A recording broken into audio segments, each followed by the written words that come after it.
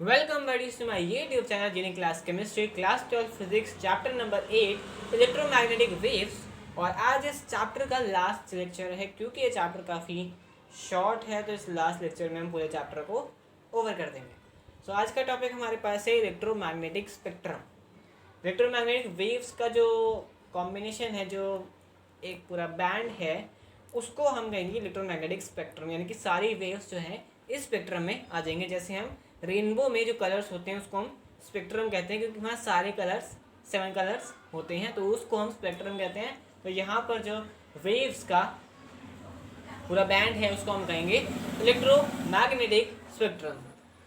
अब हमारे पास उसमें आती हैं 3 चीज़ें, frequency in hertz, waves and wavelength in metre.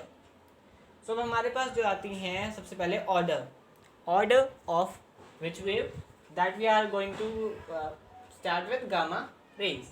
Gamma rays का ऑर्डर हमारे पास जो है ऑर्डर है, इसके आगे वाला जो वेरिएबल लगना है वो अलग होता है। ये ऑर्डर है that is equal to 10⁻⁹ 10⁻19 to 10⁻28 order है इसका हर्ट्ज।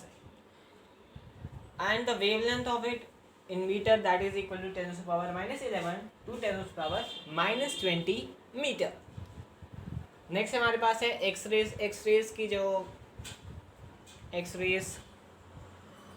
और हाँ, एक बात और, जो यहाँ पर जो वैल्यूज़ दी गई हैं, ऑर्डर दिया गया है, वहाँ पर एक वैल्यू जो है वो करेक्ट नहीं है, क्योंकि वो जो वेवलेंथ है वो इस ऑर्डर के रेंज को कभी कभी एक्सीड भी कर सकती है, मतलब किसी ऑर्डर के हाफ ऑर्डर में भी आ सकती हैं वो। जैसे कि यहाँ पर 10⁻28 है, 28 पॉइंट समथिंग अराउंड दैट होगा। तो यहाँ पर एक हमने अप्रॉक्स में ली है, और ये अप्रॉक्स में सारी जो रेंजेस हैं वो अप्रॉक्स में हैं, ऑर्डर है जो अप्रॉक्स में दिए गए हैं। नेक्स्ट हमारे पास जो एक्स रेज आती हैं उसकी हमारे पास फ्रीक्वेंसी है that is equal to 10⁻16 to 10⁻19 hertz. As wavelength says that is equal to 10⁻⁸ to 10⁻⁻12 metre. Next ultraviolet rays जो हमारे पास सन से रेज आती हैं, वो सन से रेज आती हैं, और वो लेकिन सन से जो रेज आती हैं उसको ओजोन प्रिवेंट करता है, और हमारे पास जो इतनी हार्मफुल वेव्स रेज नहीं आ पाती हैं। तो यूवी रेज तो सन से हमारे पास ओरिजिनेट होती हैं, that is of frequency 10⁻14 to 10⁻17 hertz, और उसकी वेवलेंथ हमारे पास जो है that is equal to 10⁻⁻6 to 10⁻⁹ metre. Next हमारे पास आती है विजिबल विबग्योर। जो हमको विबग्योर जो 7 टाइप्स का रेनबो होता है, मतलब 7 कलर्स ऑफ द रेनबो होते हैं, वो हमें विजिबल होते हैं। और वो विजिबल स्पेक्ट्रम जो हमारे पास है, विजिबल विबग्योर जो हमारे पास है, उसकी फ्रीक्वेंसी हमारे पास है 10⁻14 टू 10⁻15 हर्ट्ज। वेवलेंथ उसकी आती है 10⁻⁻6 टू 10⁻⁻7 मीटर।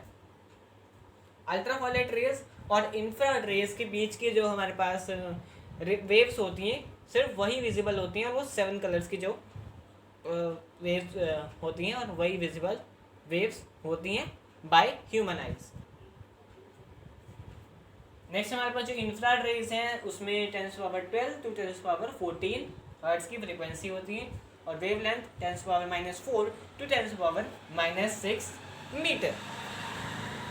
बाकी बची हुई हम वेव्स को देख लेते हैं, और उसके बाद हम करेंगे इन वेव्स का detail explanation. Then we have another 5 waves. सबसे पहले आती है microwaves, that is equal to, जो माइक्रोवेव्स हमारी यूज़ होती हैं वो ओवन में यूज़ होती हैं। जो माइक्रोवेव्स हम उसको नाम में उसका माइक्रोवेव है, जैसे माइक्रोवेव इलेक्ट्रिकल अप्लायंस है, देन माइक्रोवेव उसमें यूज़ होती हैं।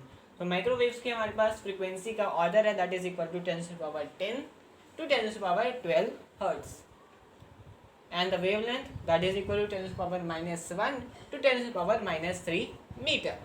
Next we have short radio waves. Next we have short radio wave. Short radio waves की हमारे पास फ्रीक्वेंसी है that is equal to 10⁻7 to 10⁻12 hertz. Wavelength आती है हमारे पास शॉर्ट रेडियो वेव्स की that is equal to 10⁻1 to 10⁻⁻4 metre. अब हमारे पास आती है अगली टीवी और FM radio. That is equal to frequency उसकी होती है 10⁻⁷ to 10⁻⁹ hertz, and the wavelength of it that is equal to 10⁻�0 that is equal to 1 and 10⁻1 metre, 100 metre तक होती है। नेक्स्ट हमारी वेव आती है that is AM radio waves. उसकी फ्रीक्वेंसी हमारे पास है that is equal to 10⁻⁶ to 10⁻⁷ hertz, and the wavelength of it that is equal to 10⁻⁻1 to 10⁻�3 meter, that is equal to 100 meter to 1000 meters या whatever we say meters में हमारे पास जो wavelength है वो ये है। नेक्स्ट आती है हमारे पास लॉन्ग रेडियो वेव्स जो कम्युनिकेशन के लिए यूज होती है काफ़ी दूर की रेंजेस के लिए। उसकी हमारे पास फ्रिक्वेंसी है that is equal to 10⁻⁻1 to 10⁻⁶ hertz, and the wavelength of it that is equal to 10⁻³ to 10⁻⁹ meters। तो ये हमारे पास 10 टाइप्स की रेंजेस होती हैं, 10 टाइप की वेव्स होती हैं जिसकी हमारे पास फ्रीक्वेंसी ये होती है और वेवलेंथ हो गई। अब हमारे पास जो ये हैं माइक्रोवेव्स तक यहाँ 6 वेव्स हैं, और short radio waves, TV FM radio waves, AM radio waves और लॉन्ग रेडियो वेव्स ये एक ही टाइप की वेव है, मतलब रेडियो वेव्स ही हैं। तो ये 7th टाइप की है जिसको हम 4 पार्ट में कैटेगराइज करके आगे कंटिन्यू कर रहे हैं, जबकि ये आधी एक ही रेंज में है और ये 7th टाइप की वेव है। तो वेव टोटल 7 होती है। अगर हम लॉन्ग रेडियो वेव्स को आगे कैटेगराइज करें तो ये फर्दर 4 पार्ट्स में डिवाइड होती हैं, जैसे कि यहाँ देख लिया हमने कि शॉर्ट रेडियो वेव्स हैं, TV और FM रेडियो वेव्स हैं, AM रेडियो वेव्स हैं एंड लॉन्ग रेडियो वेव्स हैं। तो इस चैप्टर के लास्ट पर हम अब स्टार्ट करेंगे दैट इज़ कि हम जो ये 6 या 7 टाइप्स की जो हमने वेव्स पढ़ी हैं उसमें फ्रीक्वेंसी और वेवलेंथ के अलावा उसकी कैटेगराइज कहाँ होती हैं, कहाँ वो यूज़ होती हैं और कैसे वो प्रोड्यूस होती हैं। सो आगे हम करने वाले हैं वो we briefly describe this different types of EM waves in order of decreasing wavelength. तो सबसे पहले हम शुरू होंगे रेडियो वेव से और लास्ट में हम जाएंगे अपनी गामा रेज तक। So we have 7 different types of waves को कैटेगराइज करते हैं 7 डिफरेंट टाइप्स में। तो हमारे पास कैटेगराइजेशन पहले हमने फ्रीक्वेंसी और वेवलेंथ की देख ली थी, अब यहाँ पर उसकी और कैटेगराइजेशन देख लेते हैं, थोड़ी पार्ट में देख लेते हैं कि क्या होती हैं वेव्स और कहाँ से प्रोड्यूस होती हैं और कहाँ यूज़ होती हैं। फर्स्ट हमारे पास आएगी फ्रॉम बैक, अगर हम स्टार्ट करें तो हमारे पास आएगी सबसे पहले radio waves. Radio waves produce होती हैं हमारे पास from the accelerated motion of charge in conducting wires. और हमारे पास जो रेडियो वेव्स हैं ये यूज़ होंगी हमारे पास TV कम्युनिकेशन सिस्टम में और रेडियो में, जहाँ पर इनकी फ्रीक्वेंसी होगी टेलीविज़न की कंपनी की, तो वो होगी 54 to 890 मेगाहर्ट्ज़। हर्ट्ज़ हमारे पास नॉर्मल फ्रीक्वेंसी है, अगर हम और बढ़ाना चाहते हैं तो मेगा या किलो हर्ट्ज़ में हम आ जाते हैं। और फ्रीक्वेंसी रेंज जो इसकी नॉर्मल रेंज है रेडियो वेव्स की normal frequency range that is equal to 500 kilohertz to 1000 megahertz. अगर AM की बात करें, हम एम्पलीट्यूड की बात करें, तो हमारे पास जो फ्रीक्वेंसी रेंज है दैट इज एम्पलीट्यूड मॉड्यूलेटेड की बात करें तो frequency range that is equal to 530 kilohertz to 1710 kilohertz. अगर हम फ्रीक्वेंसी मॉड्यूलेट की बात करें, FM की बात करें, जैसे कि रेडियो वेव्स होती हैं, फ्रीक्वेंसी मॉड्यूलेट की बात करें तो उसकी रेंज है 88 मेगाहर्ट्ज़ टू 108 मेगाहर्ट्ज़। अब ये रेडियो वेव्स हमारे पास आ गई। अब रेडियो वेव्स जो यूज़ होती हैं, अब सेलफोन में जो रेडियो यूज़ होता है, सेलुलर फ़ोन में जो रेडियो यूज़ होता है, वो ट्रांसमिट करता है voice communication in ultra frequency UHF band. इसके बारे में जो पढ़ना है वो आगे हम 15 चैप्टर लास्ट चैप्टर है उसमें हम पढ़ने वाले हैं। नेक्स्ट हमारे पास जो वेव्स आती हैं, second type of waves categorise is microwaves के बाद, रेडियो वेव्स के बाद हमारे पास माइक्रोवेव्स आती हैं। तो microwaves are produced by special vacuum tubes, और वैक्यूम ट्यूब्स भी हमारे पास 3 टाइप्स की होती हैं that is equal to klystrons, magnetrons and gun diode. That is 3 types of tubes that is used to produce special that is used to produce microwaves. अब जो microwaves हैं उसको हम यूज़ करते हैं एयरक्राफ्ट नेविगेशन में, क्योंकि इनकी होती है शॉर्ट रेंज। शॉर्ट रेंज के कारण अब इनको एक स्पीड गन्स में भी यूज़ किया जाता है।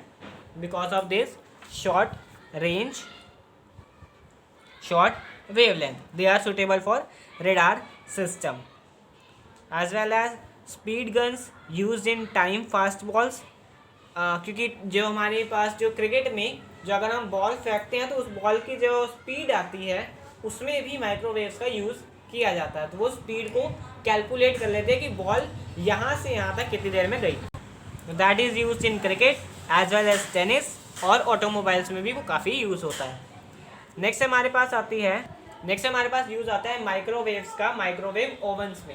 अब माइक्रोवेव ओवंस में हमारे पास इसकी स्पेशल माइक्रोवेव ओवंस जो होते हैं वो माइक्रोवेव्स के थ्योरी पर काम करते हैं। तो माइक्रोवेव्स की थ्योरी पर जब वो काम करते हैं तो उसमें भी ये ट्यूब्स लगी होती हैं। तो ये ट्यूब्स जो प्रोड्यूस करती हैं वो माइक्रोवेव्स प्रोड्यूस करती हैं, और वो माइक्रोवेव्स की जो फ्रिक्वेंसी होती है उसको मैच कराया जाता है पानी वाटर की रेजोनेंट फ्रिक्वेंसी से। तो वो जो वेव्स होती हैं वो अंदर जाकर जो है हमारे फूड को जो उसके अंदर रखा है उसको गर्म करती हैं। उसके अंदर जाकर वेव्स रेजोनेंट फ्रीक्वेंसी यानी कि पानी को वाइब्रेट करती हैं। पानी की वाइब्रेशन से पानी गर्म होता है और पानी इवेपोरेट कर जाता है, जिसकी वजह से खाना गर्म हो जाता है। So energy is directly transferred. अगर हम फ्रीक्वेंसी से मैच नहीं कराते हैं उस फ्रीक्वेंसी को तो वो खाना सही से गर्म नहीं होता है। और काफ़ी कुछ इसमें अलग भी होता है कि हमें किस टाइप के अप्लाइंसेस, किस टाइप के यूटेंसिल्स यूज़ करने चाहिए उसमें, कि जो हमारे यूटेंसिल्स से ख़राब भी ना हो। तो यूटेंसिल्स हमें जो यूज़ करने चाहिए वो पोर्सिलिन वेसल्स के यूज़ करने चाहिए, क्योंकि अगर मेटल कंटेनर यूज़ करते हैं माइक्रोवेव ओवन में तो उसमें शॉक का डेंजर है, क्योंकि मेटल जो है काफ़ी जल्दी हीटअप हो सकता है, और काफ़ी जल्दी हीटअप होने के कारण वो फायर भी कैच कर सकता है। तो पोर्सिलिन कंटेनर अनअफेक्टेड रहते हैं, अच्छे रहते हैं, कूल रहते हैं, और वो माइक्रोवेव्स को एब्जॉर्ब नहीं करते हैं। नेक्स्ट हमारे पास आएंगी infrared rays. Next we have infrared rays and visible rays. Infrared rays produce होते हैं बाय वेरी तो नहीं कहेंगे, by hot bodies and hot molecules. अब जो हमारे पास जो हॉट बॉडीज़ होती हैं वो अब नियर अबाउट सन, अगर हम ले लें एक बॉडी ले लें सन, तो उससे कम होती हैं। जैसे कि हम जितनी हीटिंग प्रोड्यूस कर सकते हैं ऑन अर्थ, अगर किसी को हम हीट करें तो उसमें से इंफ्रारेड रेज निकलनी शुरू हो जाएंगी। इसी वजह से हम हीट वेव्स भी कहते हैं। जैसे कि हम किसी वेसल में, किसी यूटेंसिल में अगर खाना बनाएं तो उसमें से जो वेव्स निकलती हैं, हीट निकलती है, हीट की फॉर्म में निकलती हैं, तो उसको हम हीट वेव्स या इंफ्रारेड वेव्स कहते हैं। अब ये इंफ्रारेड वेव्स यूज़ होती हैं फिजिकल थेरेपीज़ में, लाइक मसाज में, काफ़ी मसाज में यूज़ होती है ये इंफ्रारेड वेव्स और हीट वेव्स। अब इंफ्रारेड रेज यूज़ होती हैं, इंफ्रारेड रेज यूज़ कर जाती हैं इंफ्रारेड डिटेक्टर्स में। इंफ्रारेड डिटेक्टर्स में यूज़ किए जाते हैं जो लगते हैं अर्थ की सैटेलाइट में, सेंस कर सकते हैं वो। काफ़ी इलेक्ट्रॉनिक डिवाइसेस हैं, जैसे कि हमारा टीवी रिमोट, वीडियो रिकॉर्डर और एक हाईफाई रिकॉर्डर। तो उसमें भी काफ़ी ये इंफ्रारेड रेज का यूज़ किया जाता है। वो एमिट यानी कि वो उसमें से एमिट होती है, इंफ्रारेड रेज निकलती हैं टीवी सेट के रिमोट में, वीडियो रिकॉर्डर में, या फिर हाईफाई सिस्टम में। Also infrared radiation also plays an important role in maintaining the earth warm, जैसे कि ग्लोबल वार्मिंग में हेल्प करती है। मतलब ग्लोबल वार्मिंग को मेंटेन करने में, रिड्यूस करने में इंफ्रारेड रेज यूज़ होती हैं। तो जो इनकमिंग विजिबल रेज हैं एब्जॉर्ब कर लेती है अर्थ सरफेस और reradiate as infrared rays longer wavelength की जो रेडिएशन होती है उसमें। और ये radiation green house gases the radiation is trapped by greenhouse gases such as CO2 and H2O। और ये इंफ्रारेड डिटेक्टर्स ऑल्सो यूज़ होते हैं मिलिट्री पर्पस के लिए। जो मिलिट्री पर्पस जो अगर बॉर्डर पे लगे हों तो वहाँ से टेररिस्ट के अटैक या ऑब्जर्व ग्रोथ ऑफ क्रॉप्स को मेंटेन या उसको डिटेक्ट करने के लिए यूज़ किए जाते हैं, ऑब्जर्व करने के लिए यूज़ किए जाते हैं। नेक्स्ट हमारे पास आती है विजिबल रेज। विजिबल रेज को डिफाइन करने का ज़्यादा कोई मतलब नहीं है, क्योंकि विबग्योर हम पहले पढ़ चुके हैं, वॉयलेट, इंडिगो या whatever colour, violet, indigo, blue and we have yellow, green, red and orange. These are 7 colours जो डिटेक्ट किए जाते हैं ह्यूमन आइज़ की वजह से, और उसमें से भी रेड, ग्रीन और येलो मोस्टली डिटेक्ट किए जाते हैं फ्रॉम ह्यूमन आइज़, इसीलिए वो यूज़ किए जाते हैं इन द जो हमारे पास लाइट होती है उसमें यूज़ किए जाते हैं, ट्रैफिक लाइट्स में यूज़ किए जाते हैं। फ्रीक्वेंसी इनकी होती है 4 × 10⁻14 hertz to 7 × 10⁻14 hertz.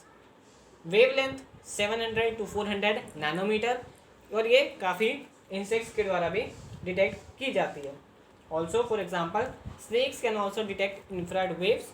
Also many insects can extend as well as they can sense ultraviolet rays. Visible rays भी डिटेक्ट कर जाते हैं और यूवी रेज को। नेक्स्ट हमारे पास जो आता है वो है UV rays and X rays. Next हमारे पास 3 रेज आती है, that is UV rays, X rays and gamma rays. So UV rays produce होती हैं by special lamps and very hot bodies like sun. अब सन से जो अल्ट्रावायलेट रेज आती हैं वो हार्मफुल होती हैं ह्यूमंस की आइज़ के लिए स्पेशली, क्योंकि वो ट्रीटमेंट उसका बहुत मुश्किल है। वेवलेंथ जो इसकी है 4 × 10⁻⁻7 metre to 6 × 10⁻−10 metre. Exposure can cause tanning and also can cause skin cancer. The sun is an important source of ultraviolet rays, but उसकी most of the ultraviolet rays हैं वो एब्जॉर्ब कर लेता है ozone. Ozone layer near about 40 से 45 kilometre के area में ozone सारी जो वेवलेंथ है उसको, सारी जो यूवी रेज हैं उसको एब्जॉर्ब कर लेता है, और हमारे पास बहुत कम नेग्लिजिबल जो आती है यूवी रेज आती हैं। और ये exposure, over exposure can cause tanning, क्योंकि मेलेनिन बढ़ा देता है तो टैनिंग हो जाती है स्किन में। और यूवी रेडिएशन जो अगर यूवी रेडिएशन ग्लास एब्जॉर्ब कर लेता है यूवी रेडिएशन, तब अगर हम ग्लास के आगे बैठे हैं तो यूवी रेडिएशन का कोई असर हमें देखने को नहीं मिलेगा। जो ये यूज़ किए जाते हैं ये ऑल्सो वेल्डिंग में यूज़ किया जाता है, तभी जो वेल्डर्स होते हैं उनको एक स्पेशल टाइप का ग्लास या फेस मास्क पहनना पड़ता है, ताकि जो आँखों में है वो यूवी रेज ना जाए, उस वजह से आँखें खराब ना हो। To protect the large amount of UV rays produce by welding arcs. अब इसकी जो शॉर्ट वेवलेंथ होती है, so due to short wavelength UV radiation can be focus into very narrow beams, और हाई प्रिसीजन एप्लीकेशंस में such as LASIK, laser assisted in situ keratomileusis treatment, यानी कि eye surgery, LASIK eye surgery में भी use होते हैं। UV radiation use होते हैं to kill germs in water purifier. अब ozone layers protective role play करती है, हमें यूवी रेडिएशन से तो बचाती है। हेंस अगर ये डिप्लीशन हो रही है यूवी रेडिएशन के कारण, काफ़ी डिप्लीशन भी हो गया ओजोन लेयर का, तो एक कंसर्न की हमारे लिए एक बात आती है। नेक्स्ट हमारे पास है एक्स रेज। अब जो यूवी रेडिएशन के बाद जो की रेज हैं उसको एक्स रे कंसिडर करते हैं, लाइक करते हैं एक्स रेज में। अब फेमिलियर हैं हम एक्स रेज से। एक्स रेज मेडिकल फील्ड में यूज़ होता है, मेडिकल एप्लीकेशन में काफ़ी यूज़ होता है। इसकी वेवलेंथ जाती है 10⁻⁻8 मीटर टू 10⁻⁻13 मीटर, और ये यूज़ होता है सर्टेन फॉर्म ऑफ कैंसर की ट्रीटमेंट में भी एक्स रेज का यूज़ किया जाता है। बट अगर इसको यूज़ करना है तो हमें इसको काफ़ी उसके साथ केयर के साथ यूज़ करना पड़ेगा, क्योंकि ओवर एक्सपोजर लाइफ सेल्स को डेंजर में डाल सकता है। लिविंग टिश्यू और ऑर्गेनिज्म पे ये काफ़ी कुछ डेंजर भी करता है, क्योंकि काफ़ी कुछ इसमें टू डिस्ट्रॉय लिविंग सेल को डिस्ट्रॉय करने तक की पावर होती है। लास्ट बट नॉट लीस्ट हमारे पास आता है गामा रेज। गामा रेज सबसे हाई फ्रीक्वेंसी के रेज हैं और वेवलेंथ इनकी आती है 10⁻⁻10 मीटर टू 10⁻⁻14 मीटर। प्रोड्यूस होती हैं न्यूक्लियर रिएक्शन में या फिर रेडियो एक्टिव न्यूक्लियाई में जब वो एमिट होता है। इसका यूज़ है हमारे पास मेडिकल फील्ड में, जो कि डिस्ट्रॉय करता है कैंसर सेल्स को, और कैंसर के ट्रीटमेंट में काफ़ी यूजफुल है गामा रेज। तो दैट्स ऑल फॉर टुडे। यहाँ पर हमारा चैप्टर हो जाता है ओवर। इसी के साथ ये चैप्टर जो लास्ट टॉपिक था हमने पढ़ लिया, इसी के साथ चैप्टर ओवर हो गया है। यहाँ पर एक टेबल दिया गया, लेकिन उस टेबल का कोई यूज़ मुझे नहीं लग रहा, लेकिन ये चैप्टर यहाँ पर है ख़त्म। और इसके बाद हम पढ़ेंगे चैप्टर नंबर 9। ये चैप्टर ओवर हो चुका है, इसी के साथ हमारे पास ये पहली बुक जो फर्स्ट पार्ट है वो भी ओवर हो चुका है। कल से हम करेंगे chapter number 9 ray optics and optical measurements, जो चैप्टर नंबर 9 है, सेकेंड बुक को हम स्टार्ट करने वाले हैं। So I hope you all will understand what I have taught. Thank you so much.